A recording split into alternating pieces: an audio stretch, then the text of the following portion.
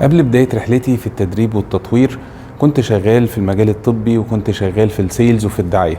كنت دايما حريص على تطوير نفسي وعلى التعليم المستمر. وبعد ما دخلت مجال الكوتشنج وبدأت اتطور فيه واخد فيه شهادات واعتمادات، لقيت ان في كتير من المفاهيم المطروحة سواء في الكوتشنج او في الكارير كوتشنج او في التريننج والديفلوبمنت اصلا حاجات مألوفة بالنسبة لي وكنت عارفها من قبل كده.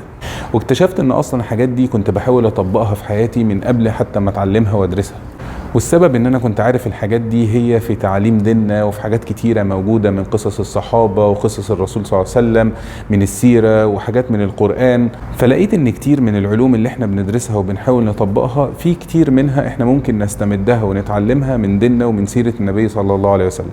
وبناء على الفكرة دي قررت اني استغل شهر رمضان بما انه شهر التعبد والتفكر، في ان احنا نحاول نرجع نفكر ونستقرئ الاحاديث والمواقف اللي حصلت للرسول صلى الله عليه وسلم والسير بتاعة الصحابة، وحتى معاني مستمدة من القرآن الكريم ان احنا ممكن ازاي نستفيد بيها ونتطور بيها في حياتنا اليومية.